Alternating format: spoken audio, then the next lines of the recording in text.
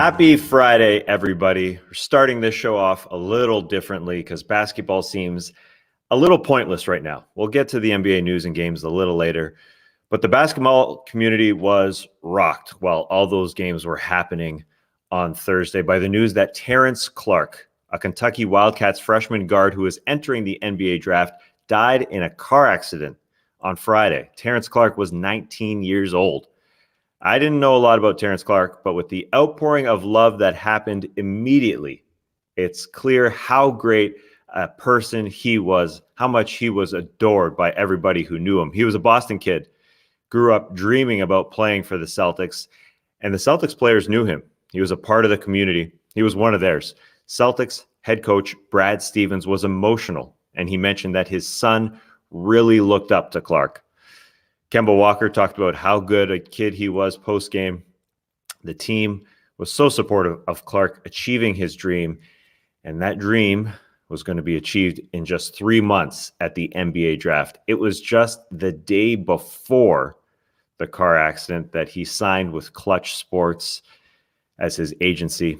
According to The Athletic's Jay King, he started his Boston high school career as a real project, but came such a long way in his high school days and was going to make the NBA leap. I'll take you back in 2014.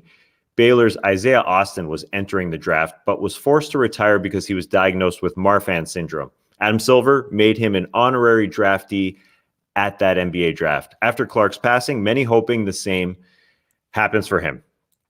Clarke's mom was with him when he passed, according to ESPN's Adrian Wojnarowski, a parent having to bury their child. Man, many thoughts with the Clarke family. Terrible, terrible, terrible news. Okay, moving on. A little basketball for you. The Celtics beat a very good Suns team before learning about that news. Phoenix didn't have their legs coming off a back-to-back. They shot 6 of 31 from three and were still in this game. Shows how good they are. It was the third game of their road trip. They beat the number 1 and number 3 teams in the East in their first 2 games. Philly just the night before, Milwaukee before that. Check this stat. Phoenix had 8 guys averaging double figures over their last 7 games coming into this one. This team, well-rounded, doing very well for themselves. They did a good job on Jason Tatum, holding him to 3 of 17. But a nice bright spot for the Celtics. Kemba Walker had what was likely his best game of the season, 32 on 5 threes, just 6 missed shots on the evening. The 76ers were in the exact same boat versus Milwaukee on Thursday night. Tough game the night before, as I just mentioned. They just couldn't put up enough of a fight defensively. The Bucks had 77 first-half points against a really good defensive team. They could have used Ben Simmons, though. Simmons was out for his 3rd straight game with an unspecified illness. The Sixers keep telling us Ben Simmons is Defensive Player of the Year. As far as I'm concerned, if you tell the media that enough, and it's a pretty deserving player, you just get the award. You want it bad enough, and I think Doc Rivers' guys would always win if those were the circumstances. Doc does a great job of talking up his guys, and we will talk about those awards on the No Dunks Drop episode, Friday's Daily Show. Today, Anthony Davis returned after missing 30 games for the Lakers versus the Dallas Mavericks. Now, people think of him as a player who gets injured all the time, but those were all fairly minor injuries. 30 games was the longest absence of Davis's career. Unfortunately for the Mavs, they lost their big man in this game, Kristaps Porzingis, in the 3rd quarter. Sprained ankle, no word on the severity at this point. They beat LA, which limited Anthony Davis to just 16 minutes.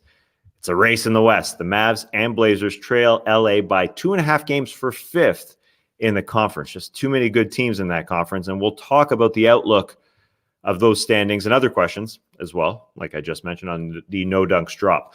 Oh, and good news on the injury front for Atlanta's Trae Young. He'll only miss approximately 2 games with an ankle sprain that he suffered the other day. The other 3 games on Thursday's sked ended up being double-digit wins for the Pelicans over the Magic, the Spurs over the Pistons, and the Bulls over the Hornets. Last note here. Last week, I compared members of the Utah Jazz to members of the hit boy band NSYNC. Sean Cruz on Twitter saw a Backstreet Boys photo of them in Hornets gear and asked me to do the same for the Hornets in due time. In due time, Sean Cruz. I'll be back Monday to give you the news or some Backstreet Boys comps, and I'll be on Friday's drop. I'll talk to you then.